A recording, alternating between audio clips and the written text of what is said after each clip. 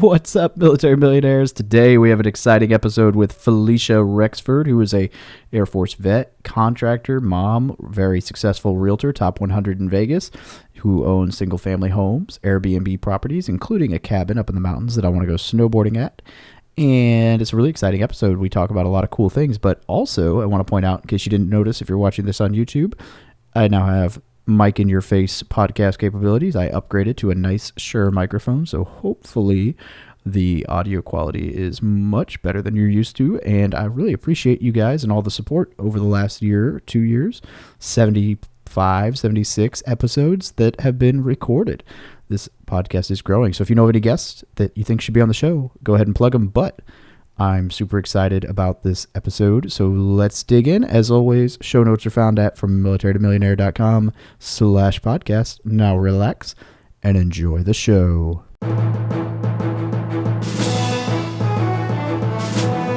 You're listening to the Military Millionaire Podcast, a show about real estate investing for the working class. Stay tuned as we explore ways to help you improve your finances, build wealth through real estate, and become a person that is worth knowing.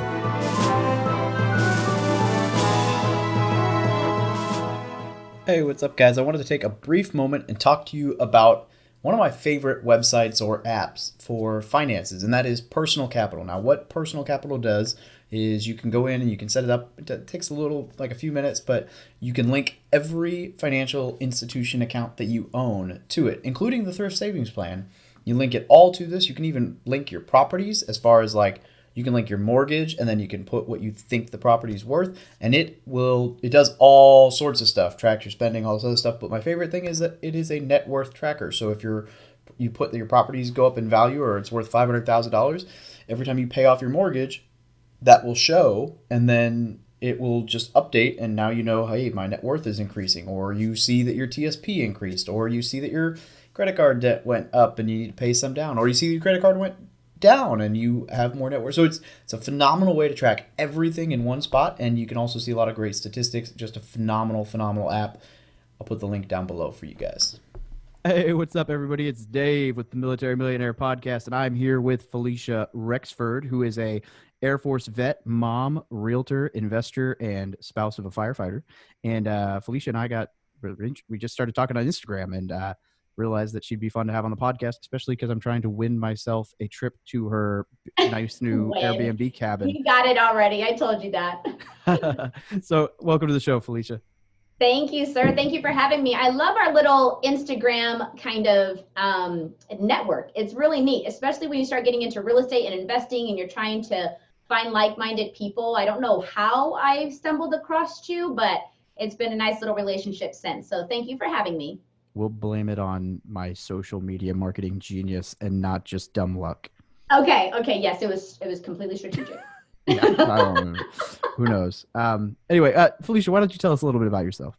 Okay, so a little bit of background. I was initially stationed at Nellis Air Force Base here in Las Vegas, Nevada, where I still am today.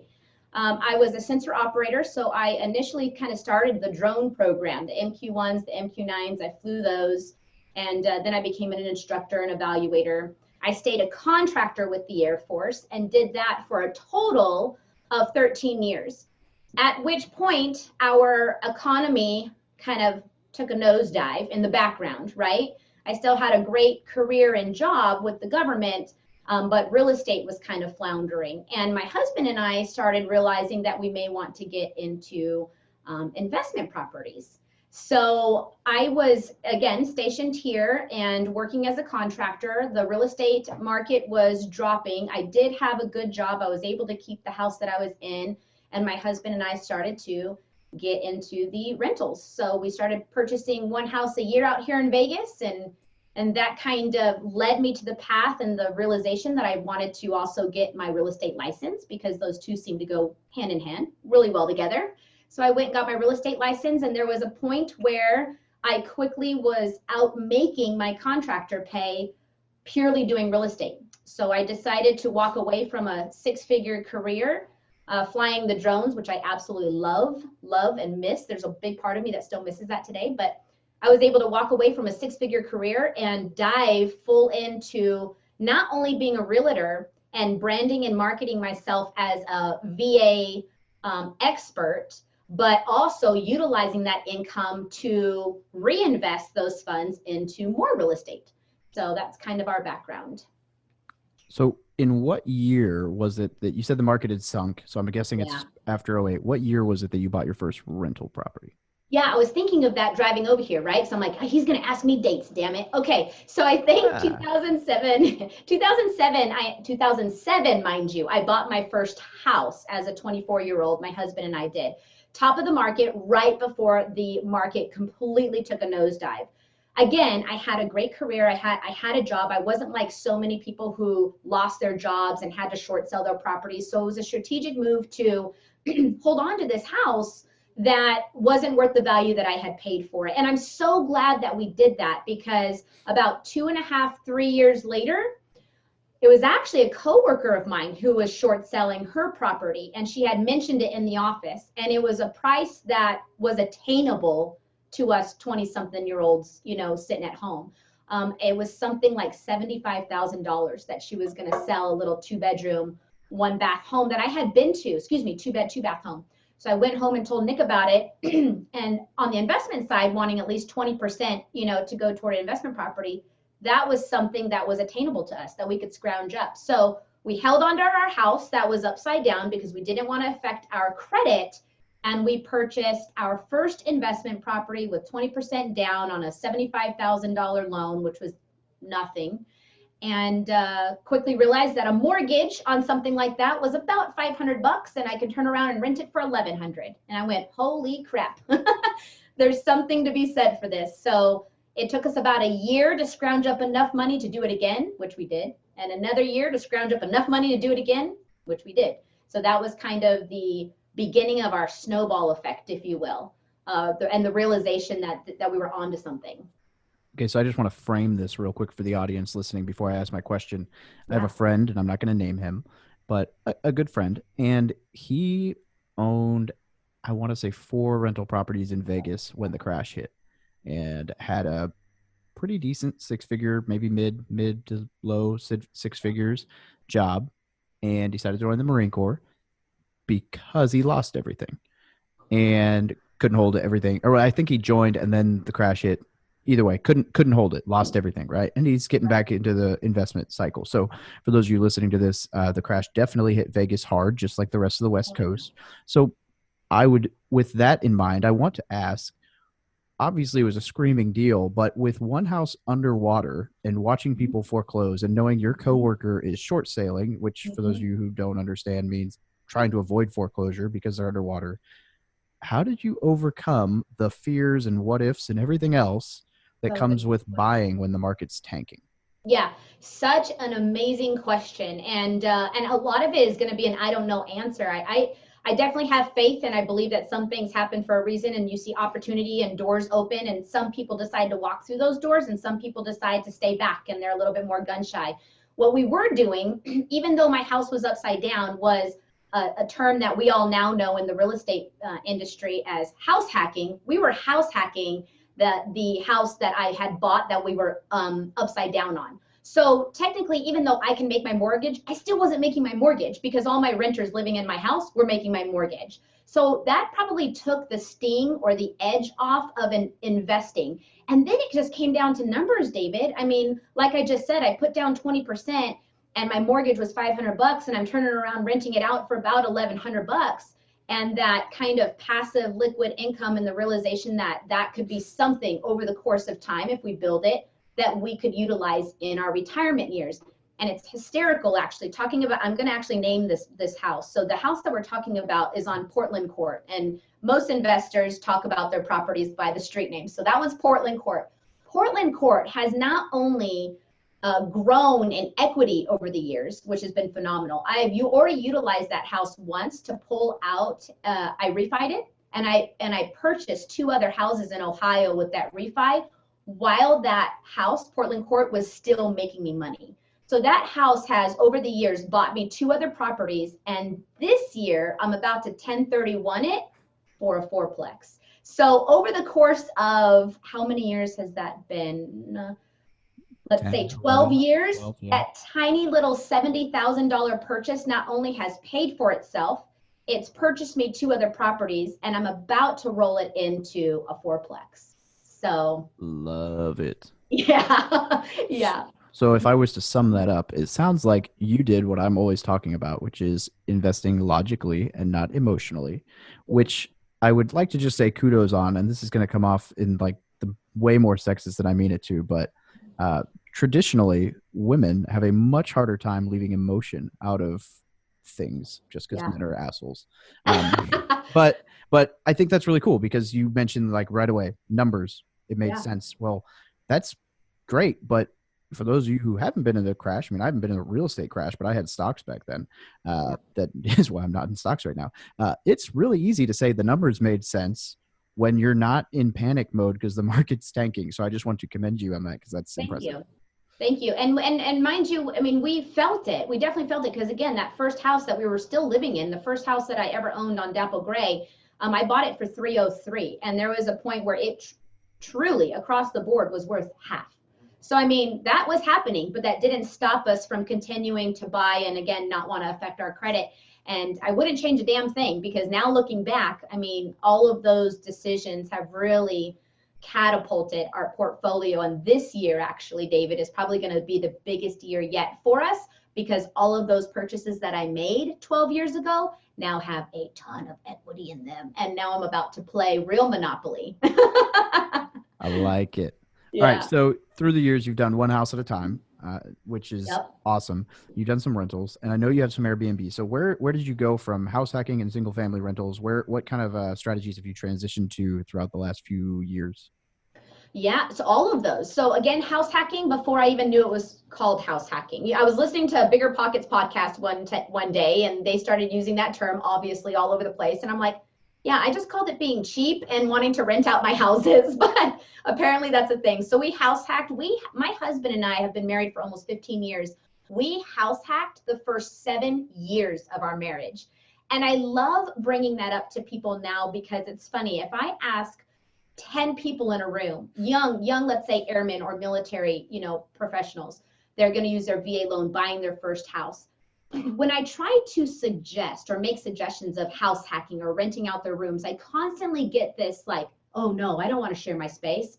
Oh my gosh, that sounds terrible. All this stuff. And I just want to shake people. I'm like, you don't have kids yet. You don't have, the baby waking up in the middle of the night. Do it. David, I house hacked my rooms and my couch. I'm not even joking. Like I was renting out my rooms for $500. My couch was $150. Like I was doing it. So that is one thing that I would say, don't shy away from. Yeah, it's not, overly fun. Sometimes everybody wants their space. But for 7 years, I was owning property and I was not paying the mortgage. Other people were paying down the mortgage. So that was one avenue that we used. Obviously, we had the traditional rentals, yearly leases on those things. When you're in real estate, deals are going to come up. It's just a matter of time on who you talk to, what you see on the MLS, finding them yourself. Because when you're truly in the real estate industry, it is all you almost eat, sleep, and breathe. I mean, at night, after I'm done with my clients, I'm still looking at property for myself. So what got us into the Airbnb world was a flip deal that my dad's actually a realtor in Victorville, California. And he had a deal that looked like it was a good little flip. And so we purchased a house in California. We put approximations, on these numbers. I think we put about $30,000 into it. By the time we put that money into it, I could turn around, resell it, and make about 85 on it. So it was going to be a nice little flip. Well, we do have kids. And when we were doing that flip, we do have kids. And we started talking about that Airbnb type opportunity. And I started looking into 1031 exchanges. It's all, you have to consistently educate yourself. I did not know much about 1031 exchanges. So I went and took a class. My husband and I took a class. We started reading on it and went, dang, I can take that $85,000 profit and roll it onto a cabin that now I can utilize as a little vacation spot for my family that I now have and not pay taxes on 1 penny of those profits. So that flip is actually what got us into the Airbnb world. And that is the cabin in Duck Creek, Utah that we own. And I'm a huge proponent of house hacking. In fact, as we're recording this, I would imagine at some point I will feel my floor shake as one of the 2 different people who are checking into 2 different bedrooms in Airbnb in my house tonight show up. Yes. And the reason they're able to do that is because my wife took a job back in Missouri for probably half the year. And then so back and forth as I get ready to transition out of the military. And she's literally living in an in-law suite in a barn across the driveway from our house because the house is rented. And I was like, nope, it cash flows. Sorry, if you're moving back, that's great, but you got to live for free. Yeah, sometimes it's just a little bit of sacrifice for long-term gain. And if you can keep your eye on the prize, then these little sacrifices, they make sense. They totally make sense. Absolutely. Okay, so you got to real quickly touch on the cabin that I want. Well, you want to stay, I think, at the one in Big Bear, the one we just closed on. Yes. Okay. So we did the flip in California. We purchased the Utah cabin. I got my feet wet in the Airbnb world. I learned a lot of numbers. It's learning curve all over again, So we got this Airbnb, and I quickly learned that having a cabin, the property management fees or the management fees on a cabin in the mountains is like 30%. So I went, I guess I'm going to learn how to be an Airbnb manager because I'm not watching those profits fly out the window. So that's been really cool. I've learned a lot about just, good old fashioned customer service and listening to your clients and making sure that the property's clean and turning it. Actually, just recently, I'm looking at my 9-year-old son who's sitting here watching us tape. And I've already told him about 13 years old, 13, 14, I'm going to start showing him how to manage our Airbnbs because what better education than that, So anyways, it took me we've had that one for about 3 years. It has progressively made us more and more money every year. I am a super host, so that's been great. And now that I got my toes wet, again, I think we feel comfortable about getting out there again and making another purchase. So I recently went to a real estate retreat in Big Bear, California with Ryan Pineda. He's a major investor out here in Las Vegas. He's also been featured on Bigger Pockets. He's doing all kinds of stuff, opening up his own brokerage, opening up his own CPA, doing all kinds of stuff like that. So he had a little retreat in Big Bear. And mind you, David, Nick and I, my husband and I, are from Southern California. I used to skip a lot of high school to go snowboard Big Bear. Like it was already our place. So when we went to the retreat, down to the basics. Nick, my husband, he looked like a little kid. He's like, it just smells like Big Bear, Falisha. We just started being a little bit reminiscent, but the numbers were still making sense. And I had a really good person to tap into, Ryan, who was sitting right there, who owns like 10 Airbnbs in Big Bear. And he's like, Falisha, I'm scooping them up as fast as I can. On average, he was profiting on average about $1,000 a month. That's a nice little profit. So I'm like, okay, there's those numbers. People ask me all the time, how do you get into Airbnb? Get the Airbnb app. Act like you're going to rent, a place yourself and start looking at what people are charging and how many days they're booked. It's really, really easy. If you figure out a purchase price, you break down what you have to put down on the house, 20%, what have you, and now you can figure out a nightly rate and you can see what other people are renting out for, how many days a month they're rented out. It's all just basic math. Number one person in the house. I suck at math. I've got my phone right here if you need to ask me a question, But it's real basic, guys. So I would say if you're getting into the Airbnb thing or if that's something that intrigues you, start with downloading the app and researching places that you want to visit yourself and then kind of do the backwards math. So we just closed on our cabin in Big Bear. And you and I were talking last night, actually, and we had just come back on Monday to finish staging it because we've already got 2 bookings in February. So here we go, baby. The Airbnb thing, I've learned it, but now I'm learning it in another state. And California has definitely had some bumps in the road for me, and it's always a learning curve, but it's fun. This is the best form of education I think that's out there. Get in and just do it. I've learned a lot about California rules and regulations and all that stuff. And once I get past all of this, who knows? Maybe we'll own another cabin in Big Bear here soon. I'm already kind of looking. I love it. All right, and I'm going to just shameless plug because I don't ever do this on podcasts, and I don't know why not. But for those of you who are interested in Airbnb, you go to my website /Airbnb-hosting, and there's a 4,000-word article that will tell you everything I wish I'd known before getting started. I will read it. I'm sure there's something that I can still learn. If you find something in there I don't have, please tell me. I'd like to update it. Okay, I will. I definitely will. Today's show is brought to you by Audible. Audible is offering our listeners a free audiobook with a 30-day trial membership. Just go to audibletrial.com/military millionaire. Now, why Audible? Audible content includes an unmatched selection of audiobooks, original audio shows, news, comedy, and more from the leading audiobook publishers, broadcasters, and entertainers. I listen to Audible every single day on my commute to and from work. Now, to download your free audiobook today, go to audibletrial.com/military millionaire. Would you be up for sharing numbers on one of your Airbnbs? Sure. Yeah. So numbers on the Airbnb in Utah. I'm trying to think. So to be quite honest, David, I've got peak seasons and I've got lulls on both of the properties. So right now my peak seasons in Utah are actually the summertime because that property is located right in between Bryce Canyon National Park and Zion Canyon National Park. And so I get a ton of hikers. It's been a pretty cool thing to witness. We have a lot of out-of-country clients that travel to the U.S.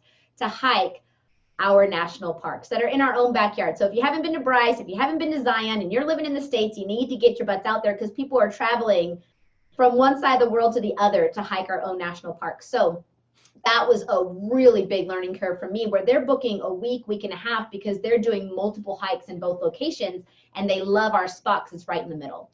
So my peak season for the Utah cabin is the summer and the lull is the winter. I'm not super close to any slopes. We're about 45 minutes away from the slope. So the people that I get in the winter are families that just want to do some basic sledding, enjoy some nice snow, have Christmas in a cabin with some snow on the property, but not really people that are looking to be physical, like snowboarding and skiing and whatnot.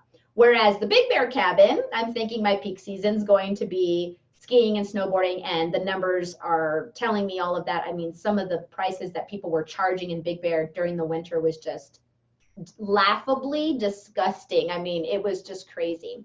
So again, peak seasons kind of vary. The Utah cabin, the first year I had 25 bookings. The second year I had 28 bookings. And in 2019, I totaled everything out. I was just under 40 bookings. So I progressively got better and better and better. I have a lot of return clients. I am a #1 fan on if you are a return client, I'm going to gift you whatever, a free night. Thank you for coming back. Thank you for my positive reviews. I'm all about that. I know a lot of investors are like, never, do that kind of thing. And I'm the exact opposite. I just believe in that stuff. So the numbers have been really, really good. In 3 years, we have paid, my husband and I were just talking about this. We had to pay the mortgage on that cabin. I think it was 3 to 5 times the first year. I haven't paid a mortgage on that cabin / I've made money on that cabin since then. And now I'm actually utilizing that fund. So again, when you've got investment properties, something that you're going to want to learn, you want bank accounts attached to your individual properties. So you don't want to commingle funds. And so it's kind of fun to look at that, what am I trying to say? Bank account, for the Utah cabin and realize how much money is in there and then sit back and go, okay, what kind of upgrades can I do on this property with that account and that money that in turn is going to make me more money?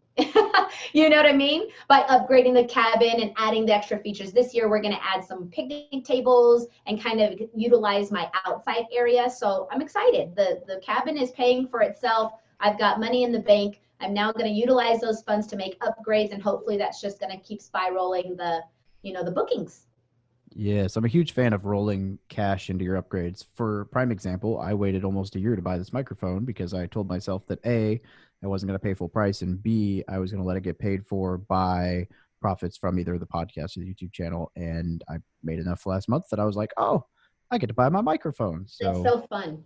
It's so fun when you see that money. And another thing, the Big Bear cabin that we just closed on, we had other rental accounts that, when you see me out there shopping for all this stuff, it's not coming out of Falisha and Nick Rexford's savings. We're not putting out our own money anymore. These properties are paying for themselves. So it's only a matter of time if you're smart with your money, and that again, the Big Bear cabin and all the furniture and all the accessories and all the fun stuff, it's been paid for from other accounts. So we're good so far. Yeah, absolutely. Knock on wood. That's definitely exciting. Yeah. All right. So what's been your favorite strategy so far? Has any of them been more fun or I guess, and then to also, what do you plan on moving into as you start 1031ing? Yeah. So that was actually what I was going to say. I'm super pumped and excited. We're in February. We're in the beginning of February. We are 4 weeks past everybody getting excited about their goals and writing them down and all this stuff. I'm still riding my high. And throwing them away.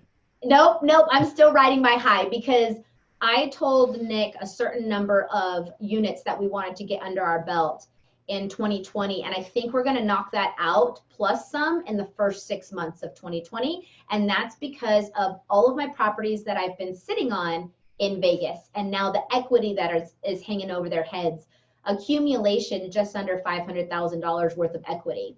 So all of those properties were $70,000, $75,000, $80,000, $85,000 properties that I was putting 20% down on, during the crash. And I've held on to them. They've paid for themselves. They've made money. And now they've grown with equity. And I've got a ton of equity in these things. So 1031s are really exciting and fun to look at because you can combo that money to make big purchases, or I can sell one of the houses and 1031 that, chunk of equity into what I'm looking for is multifamily. I want a bunch of multifamily, and I'm looking at making some out-of-state purchases. And I'm going to utilize all these houses in Vegas. It's going to do a couple different things. One, my husband manages all of our houses in Vegas. He won't have to manage those properties anymore. So that's kind of nice. And two, I think I may be just bluntly saying this, but I think that's kind of the goal when you're investing, is to go from single family and then get yourself into multifamily. And then if you want to go real big, then, you can even roll yourself into commercial. And so it's really exciting to see our portfolio doing that kind of crossover, watching the single family residences become, multifamily. So right now we're looking at buying 4/6 units, maybe even 8. And I'm looking in Alabama to do that. So was just talking to my real estate agent today. Very important to have a good real estate agent. Yes. And Alabama's, I got some people I was coaching that do some investing out there, and a couple friends that buy out there. There's some really great markets there right now. Hopping. It seems like a lot of growth opportunity. Already the units that I'm buying, if I would have bought them even 3 years ago, would have been a substantial, profit increase. I'm not worried about it. That's the stuff that people get hung up on. And actually, I'm kind of reminding myself of something. You had asked, you had asked earlier, how did you get over everybody else short selling their house and then buying? So funny, because when we were making those purchases, I was still at the Air Force Base and surrounding myself with contractors and airmen and all that stuff. And I can't even count how many times people would say things such as, I'm just waiting. And mind you, my first purchase, I bought a house that was like $70,000, and a couple years would go by and that same $70,000 property would be like 80 or 85, right? So like, who cares? It's like a $15,000 spread, but I'm still making money. The facts are the facts. And I would have so many people that would say, I'm just waiting for it to go back down. And I'm like, I'm paying like 15 grand more for a house and I'm still making $500 a month. I don't care. And I would laugh and they would laugh at me. And that's okay. Same kind of concept with these 4-plexes and 6-plexes that we're looking at is, I go back and I'm doing my research, and yeah, it sucks when you look at what they cost a couple of years ago, but can I still make money now? That's what you need to be focusing on. Don't focus on, dang, I should have bought 2 or 3 years ago. Look how cheap they were. Right now, they can still make me a ton of money. So I'm good. If they're still going to make me $2,100 a month, I'm not complaining, And yes, if we ever do see a dip in the market again or what have you, I do say I think there's something to be said for being liquid and being able to capitalize on a down market too. But that's not stopping me from making purchases in 2020. No, as long as you buy it correctly, who cares? And I'm sure the whole Raider Nation thing hasn't hurt you guys out there. Yeah, we keep what thinking Oakland's that, gonna do. it's gonna, inflate a little bit more. I don't really know if it's going to. Vegas is just growing on so many different levels, whether that's, we got our Golden Knights, hockey team. We've got the Raiders coming in. There's been a lot of talk about a basketball team. In general, we've got two major Air Force bases. We've got the Hoover Dam. We've got an international airport. Las Vegas is constantly growing all in and of itself. So yeah, I think we're going to be good for a while. Yeah, Vegas is definitely a self-fulfilling, and it's also positioned perfectly because it's in a great state, and B, it's east of California, which is not doing so hot in the keeping everybody here world right now. Yeah, in my real estate world, about 85% of my clients are military. I pride myself with representing people that I can talk the lingo, what's a TDY, what's a PCS. I understand all of this stuff. LES statements, it goes on and on and on. But the other big chunk of our clientele are people coming over from California retiring. So we've got a huge retiree movement, realizing that they can buy a ton more here in Vegas for a lot less taxes. So, that's a really, really big movement as well, just on my real estate side. Awesome. All right, so there's a couple questions I always ask everybody who's on my show. And one of them I would like you to answer is, if an E1 or an E2 was to walk up to you asking for advice and you only had a moment to talk to them, what would you tell them? Don't rent, use your BH, buy a house. And that's pretty quick-witted, but oh my gosh, BAH, guys, basic allowance for housing. That is extra money on top of the money that you're being paid, free money to go towards housing. When you rent, you are electing to take that money and pay off another person's property. So literally think of it like this. If you can see my hands, I'm taking from the right and I'm handing to the left. I'm taking my BAH and I'm going to hand it to somebody else and let them pay off their house. And right now, my numbers in Vegas, and I don't know every single market, but I can tell you right now in Vegas, I can stand in front of, like you said, an E2, E3, look at their BAH. Let's say they're married. They're making about $1,400, $1,500 a month, and they want to rent a $1,400 to $1,500 a month house. And right now, I can get them a 3-bed, 2-bath house, even brand new. There's so many different programs and things going on out there. I can get their closing costs covered. I can literally get them into a house for less than it would cost them to rent. So right now they're coming in with first and last month's rent. They're, making their $1,500 a month mortgage. But over here, I'm able to get them into a house, get their closing costs paid for. A lot of times their EMDs, they're even getting checks cut back to them. They're getting $1,500 back from their EMD. They're purchasing a house. They're investing in themselves. House hack the crap out of that thing if you can. Let somebody else pay off your mortgage. And then at the end of your tour, you kind of do that ebb and flow thing. Do I want to rent it out and keep it? And this can be the beginning of my investment portfolio.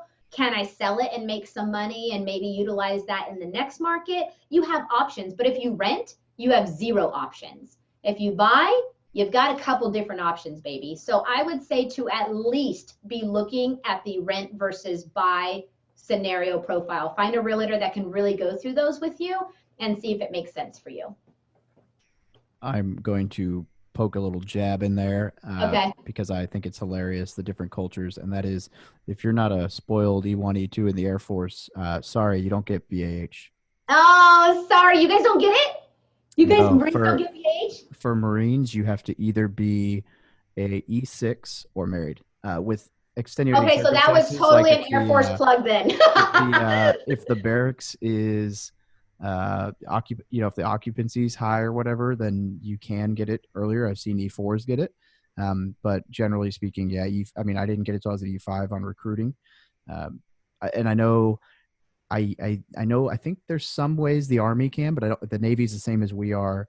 I think it's just the Air Force that it's like, oh yeah, sure. That was my Air Force plug, and I didn't even know it, David. Yeah, I'll give it to you. I'm still happy with my decision. Okay, I still love you. Yeah, hey, I would have used that money terribly if I was able to use it at that age. Absolutely. What's your next question? You said you always ask these 2 questions on the podcast. Yeah. Well, there's a few. One is, What is the one resource, book, course, website, whatever, that you would recommend to anybody getting started in real estate?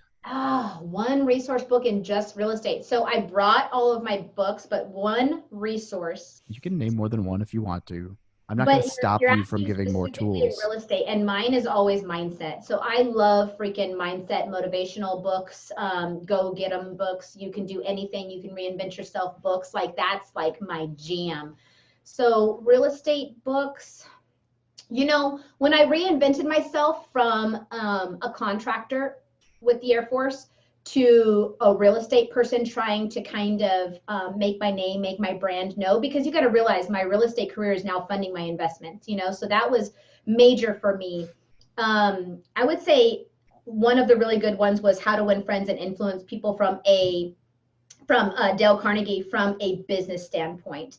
And there's so many like key fundamental concepts in that book that I genuinely in my gut just believe in from a moral, ethical, standpoint that I have used to catapult my business. And now I'm one of the top 100 agents in Las Vegas out of 15,000. So I'm doing well for myself. So I would say that's a good one. And again, you said, main contact for real estate. I'm kind of sidebarring here. But there's some other ones that I've really liked, like Fierce Conversations. That's going to help you with the negotiation strategies by Susan Scott. The Energy Bus by John Gordon. That is a book that is probably going to forever stay in my top 3 favorites because it's a mental game. It's find your strategy, find your thing in life, drive your bus, let people get on your bus that are going to help catapult your business, and people that aren't, get them off your bus, man. Like, don't let them suck your energy. How many people have you ran into, David, that have not thought that you were going to be successful on a podcast or don't believe in real estate? I mean, how many people do you nudge and rub elbows with daily that aren't on your bus? None. Everybody loves me and everything I do. Oh, I'm sure. All my haters who are listening don't make it this far, so they won't disagree with me. Right? They probably won't even listen to you. So yeah. So I would say, that's a really good one because it's just all about mindset. So not really one to say, go to this, site for real estate, podcast. Let's come back. You said books, but I'm going back to podcasts. Bigger Pockets. I'm a mega fan. If Nick and I are doing 2, 3 hour, 4 hour long drives, we're either listening to you, David, from Military Millionaire, or Bigger Pockets, or the Real Estate Guys. These are people that are opening up their homes, opening up their mics, and just talking to people like me. You can read a book for hours on end, or you can listen to a 30-minute podcast and just gain so much information. So I would say, if you're not a big reader even, start with those podcasts. That's going to be really, really informative. You're the second person this month, well, I guess it was technically last month now, who's recommended Fierce Conversations to me. So I think that's, in fact, the first person, I don't know if you know who Shelby Osborne is, but she recommended it. And I had 7 levels of communication in my audiobook. And somehow I thought that's the one she recommended. So I tagged her in Facebook. I was like, wow, you're right. This is a good book. And she's like, that's not the book. Oh, man. So now it's back on my list. Conversations will get you to those uncomfortable positions about honesty, and getting you where you need to be by being really honest with, those conversations that you have to have from a business standpoint, real estate standpoint, relation standpoint, everything really. So I also just finished another one, Return to Orchard Canyon by Ken McElroy. I really loved that one. And if somebody's not into reading, that is a novel-based book. And it hits on real estate, investing, people that survived the Great Depression. So it brings in some history, and people that own property and had orchards and stuff was able to even survive something like that, the Great Depression. Really cool, easy read there. I pre-ordered the audiobook when I saw it on your story yesterday. I loved it. I really, really loved it. And I just started Can't Hurt Me by David Goggins, who lives in Las Vegas. So I can't wait for that one. That's a good one. All right. Before we wrap this up, is there anything you'd like to add? Any parting advice or big ideas? Parting advice or big ideas. You are probably your biggest boundary in life, whether that's real estate investing, or what have you. Don't get caught up in your head. Get out there, make some actionables, do it. Get people on your bus that believe in you. And yeah, execute. Where can people get a hold of you? Instagram, Falisha_Rexford. My email address is mrs.rexford.realty@gmail.com. That's a good one. And Facebook, I've got my business page under Falisha Rexford and the Rexford Group. You said mrs.rexford.realty? Or Yep, at realty? this is mrs.rexford.realty@gmail.com. Awesome. Falisha, thank you so much for joining us today. Thank you so much, David. Talk to you later. And I can't wait to stay in your cabin. You got it. Thank you for listening to another episode about my journey from military to millionaire. If you liked it, be sure to visit FromMilitaryToMillionaire.com/podcast to subscribe to future podcasts. While you're there, we'd love for you to rate the show, give us a review on iTunes. Now get out there and take action.